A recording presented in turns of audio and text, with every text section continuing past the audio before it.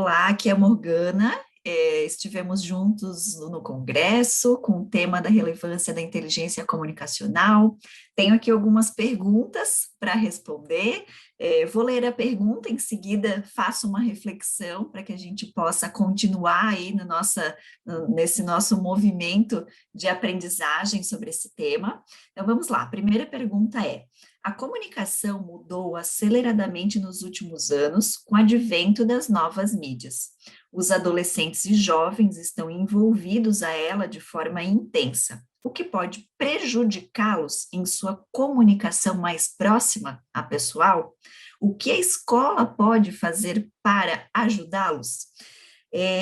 Eu vou dividir, então, essa minha primeira reflexão em duas partes, que seria a questão, inicialmente, né, do que a comunicação pode ser prejudicada em virtude de tudo que nós estamos vivendo agora, falando dos jovens e dos adolescentes, e eu quero trazer uma frase, na verdade, uma frase não, uma palavra, para proporcionar essa reflexão, que é a cyberdesinibição. Não sei se já ouviram falar, mas a primeira vez que eu li essa palavra foi no livro do Foco Triplo, que é uma nova abordagem para a educação, do Daniel Goleman, com o Peter Senge, e ele fala sobre a questão da cyberdesinibição, e eu fiquei super atenta nessa palavra. O que significa? Quando você está muito acostumado com a comunicação por meio das mídias digitais, você tecla algo para representar e para transmitir uma mensagem. Quando você faz isso, você não está percebendo as expressões faciais da pessoa que está recebendo, você entregou algo para a pessoa, mas você não sabe como que a pessoa recebeu, se ela compreendeu. Então, isso, na verdade, parece que a gente entregou, mas não confirmou. Isso não é comunicação, na verdade. E aí que fica o receio de como que fica essa parte pessoal quando eu me acostumo com essa desinibição diante das mídias digitais. Porque quando eu estou de frente para a pessoa, parece que eu perco tato, parece que eu perco feeling para falar com a pessoa pessoalmente. E nós somos seres humanos sociais, nós somos seres que precisamos dessa relação olho no olho. Então, acredito que isso pode sim prejudicá-los, assim como a nós também, adultos. Então, a gente prestar atenção nisso, inclusive enquanto escola, do quanto nós estamos trabalhando essa, aí eu já passo para a segunda parte, como a escola pode auxiliá-los, eu acredito que é a aproximação, a redução de barreiras entre gerações, por exemplo. Agora saiu um boom aqui no Brasil, né, falando sobre a questão das gerações, algumas coisas que nos levam a julgamentos, e quanto mais nós usarmos as gerações para compreendermos o fluxo, o funcionamento de pensamento, a questão cultural, ok. Quando a gente usa para criar barreiras, não é inteligente pensando na questão da comunicação. Então, eu acredito que para a escola ajudá-los, nós deveríamos de trabalhar a questão da aproximação, do desenvolvimento das nossas equipes dentro das escolas com relação à aproximação, inclusive entre os pares, entre os professores, entre a equipe de gestão escolar, para que os próprios jovens sintam essa aproximação a partir de um exemplo, né? A partir das coisas que se pratica dentro da escola. Então, essa seria a questão número 1. Qual que seria a questão número 2? O profissional do futuro necessitará de qual tipo de comunicação? A escola está preocupada com essa necessidade?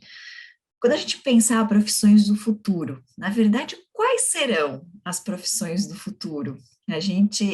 Eu lembro também de uma reflexão do livro das 21 lições do século XXI, do Yuval Noah, se eu não me engano, e ele fala justamente sobre isso. Há muito tempo atrás, quando você desenvolvia as pessoas, quando as pessoas estavam sentadas nas escolas, estavam dentro das escolas, você já sabia qual que seria o futuro, digamos, das profissões? Seriam tecelãos, seriam agricultores, né? Já tínhamos uma previsão, algo um pouco mais palpável. Mas hoje, quando a gente olha, na verdade, quais que são as profissões? Muitas coisas a gente ainda não sabe quais que serão, tem os estudos, os apontamentos, mas exatamente quais serão as profissões a gente não sabe. Então, eu acredito, na verdade, que a primeira coisa que a gente precisa desenvolver é aprender e desenvolver nos jovens uma comunicação aberta e adaptável. Porque, na verdade, eu ter uma receita de comunicação nunca vai funcionar. Na verdade, o quanto mais eu souber me adaptar, o quanto mais eu souber compreender qual é o meu público, e para isso eu preciso desenvolver uma habilidade que já é necessidade agora, e eu acredito que vai ser cada vez mais a nossa habilidade de escuta. Rubem Alves tem uma frase que diz, né, um pedacinho dela é: a fala só é bonita quando ela nasce de uma longa e silenciosa escuta. Então, a gente prestar atenção na nossa qualidade de observação, na nossa qualidade de percepção. Quem é o nosso público? Será que esse nosso público está tão conectado assim com as mídias digitais? Ótimo, então eu preciso adaptar a minha comunicação, meu processo de comunicação a esse público. Então, esse público agora que eu vou me reportar tem uma outra necessidade, eu preciso de uma comunicação mais pessoal, uma comunicação mais próxima. Então, adaptação, para mim, é palavra de regra. Outra é a questão do foco. Como as coisas estão muito aceleradas, nós precisamos de foco na nossa comunicação, cada vez mais, inclusive no futuro. Por isso que muitas reuniões, não sei se vocês já perceberam, mas muitas reuniões de grandes corporações estão começando, sabem com o quê? Com respiração, porque a respiração nos traz mais concentração, foco e objetividade para o momento presente, que é o tal do mindfulness, a nossa atenção plena no momento presente. Então, como que a gente consegue ter foco? Porque nós temos tanta coisa para fazer, não dá mais para ser uma comunicação dispersa, onde a gente talvez trata várias coisas, mas sai com aquela sensação de que não resolveu nada. Então, a comunicação com foco, com certeza também é uma habilidade que a gente precisa desenvolver. E se a escola está preocupada com essa necessidade, eu acredito que, pelo que eu tenho percebido, está cada vez mais, e inclusive impulsionada desde o ano passado, por tudo que nós estamos vivendo.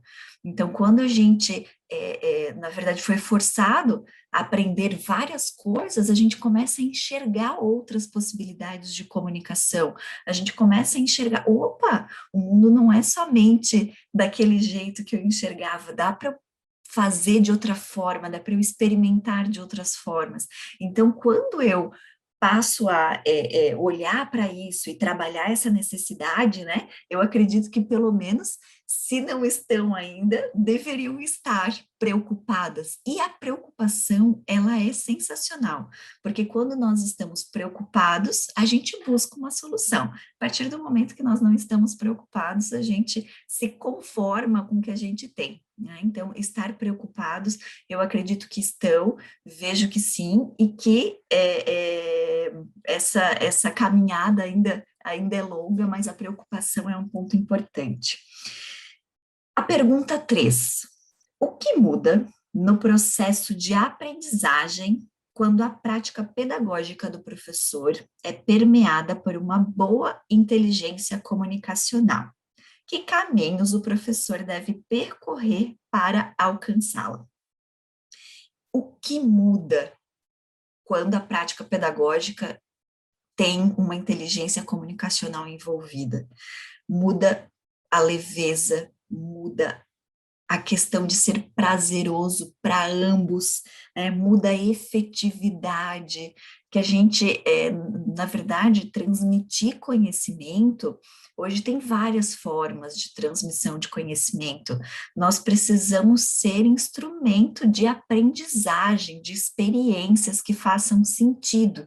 E aí, atrelar uma comunicação mais efetiva torna esse processo muito, mas muito mais leve e prazeroso. Por isso que eu digo para ambos, porque para a gente também, para quem está lecionando, para o docente, também se torna mais prazeroso a partir do momento que a gente consegue se conectar melhor. E a outra aqui é que caminhos o professor deve percorrer para alcançá-la, a inteligência comunicacional.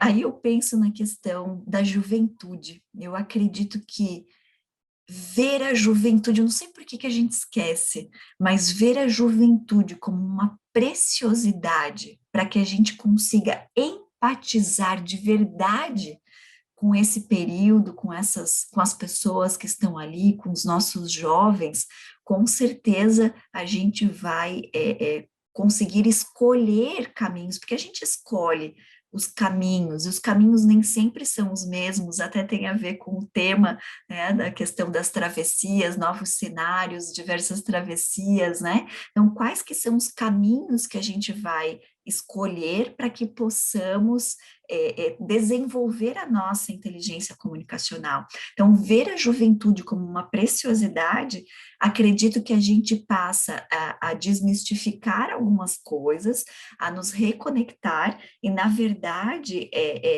tirar, muitas vezes se fala, né, esse período como algo a ser tolerado e não algo a ser apreciado. Então, apreciar a juventude. E aí eu queria fechar essa reflexão com uma partezinha desse livro aqui, que é O Cérebro do Adolescente, que fala o seguinte: se os adultos tentarem bloquear o fluxo da adolescência, é provável que a comunicação, tão importante para os relacionamentos, seja corrompida pela tensão e pelo desrespeito, desconexão, introversão, isolamento e muitas outras respostas sociais dolorosas e negativas podem ser despertadas. O importante é que o adolescente, o jovem, e o adulto que já foi adolescente, jovem um dia, reconheçam essas importantes alterações cerebrais e aprendam a navegar esses anos de forma construtiva e colaborativa. Então, é dessa forma que eu gostaria de fechar, desejando que a gente consiga escolher o melhor caminho, a melhor travessia que faça sentido para a gente e que a gente se comunique cada vez melhor. Muito obrigada, um abraço a todos e até uma próxima oportunidade. Tchau, tchau.